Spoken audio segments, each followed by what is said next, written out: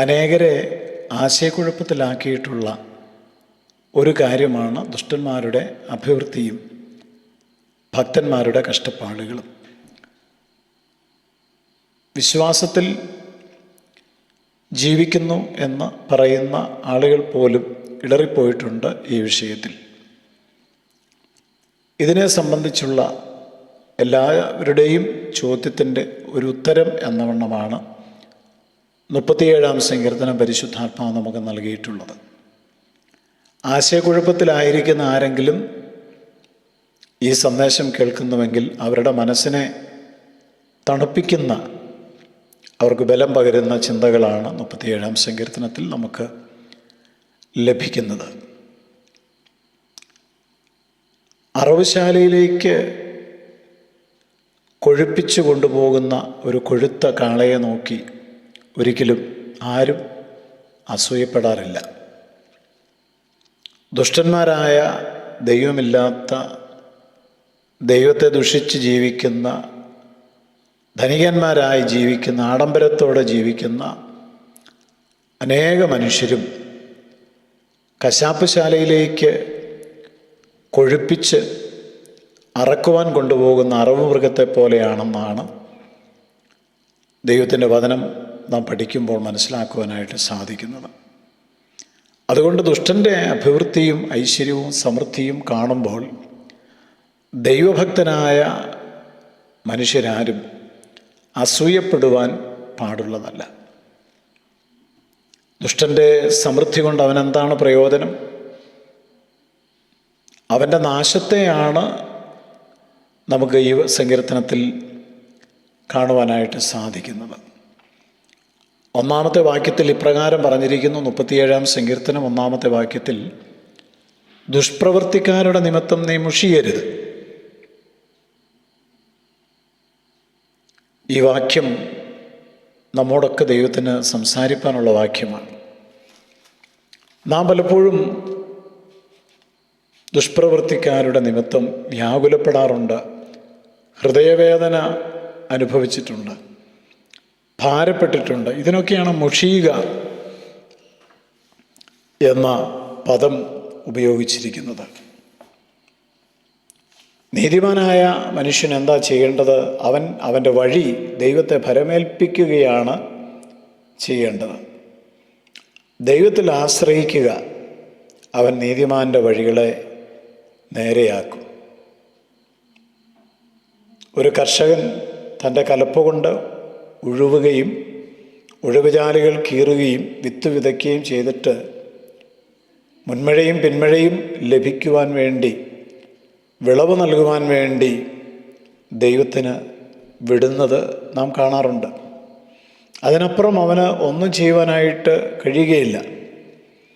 അവന് വേണമെങ്കിൽ നിലം കലപ്പ കൊണ്ട് ഉഴാം, ഉഴുവുചാലുകൾ കീറാം, വിത്ത് വിതയ്ക്കാം.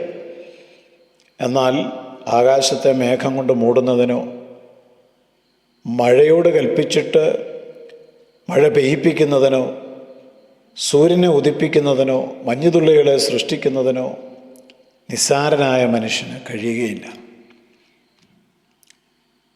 അവൻ വിത്ത് വിതച്ചിട്ട് ബാക്കിയുള്ള കാര്യങ്ങളെല്ലാം ദൈവത്തിന് വിട്ടുകൊടുക്കുന്നത് പോലെ സങ്കീർത്തനക്കാരൻ നമ്മോട് പറയുന്നു, നിന്റെ വഴി യഹോവയെ ഭരമേൽപ്പിക്കുക, അവനിൽ തന്നെ ആശ്രയിക്കുക, അവൻ അത് നിർവഹിക്കും. 37-ാം സങ്കീർത്തനം 16-ാമത്തെ വചനത്തിൽ, അനേകം ദുഷ്ടന്മാർക്കുള്ള സമൃദ്ധിയേക്കാൾ നീതിമാനുള്ള അല്പം ഏറ്റവും നല്ലത് എന്നാണല്ലോ പറഞ്ഞിട്ടുള്ളത്. ദുഷ്ടന്മാർക്കുള്ള സമൃദ്ധി, നീതിമാനുള്ളത് അല്പം.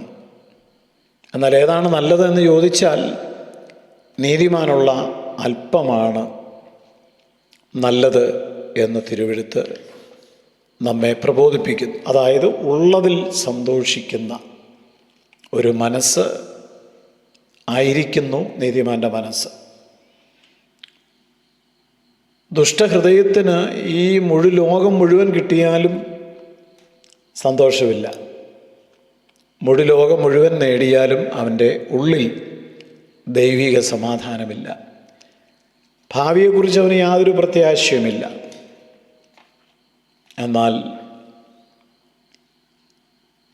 നീതിമാനെ സംബന്ധിച്ച് ധാന്യവും വീഞ്ഞും വർദ്ധിച്ചപ്പോൾ ദുഷ്ടന്മാർക്ക് ഉണ്ടാകുന്നതിലും അധിക സന്തോഷവും സമാധാനവും ദൈവം ഹൃദയത്തിൽ നൽകുന്നു.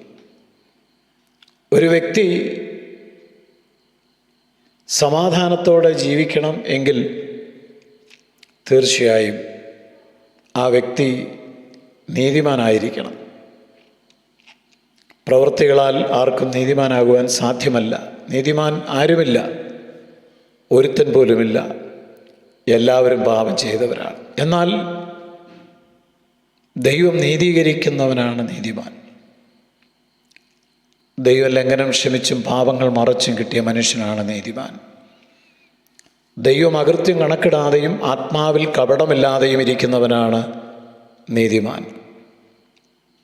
അതുകൊണ്ട് നീതിമാനുള്ള അല്പം നല്ലത് എന്ന് തിരുവെഴുത്ത് പറയുമ്പോൾ ദുഷ്ടന്മാരുടെ സമൃദ്ധി കണ്ട് ആശയക്കുഴപ്പം ജീവിതത്തിലുണ്ടാകാതെ, വിശ്വാസ ജീവിതത്തോട് മടുപ്പ് വരാതെ, വിശ്വാസത്തിൽ ശക്തരായി ജീവിക്കുവാൻ ദൈവം എല്ലാവർക്കും കൃപ നൽകട്ടെ.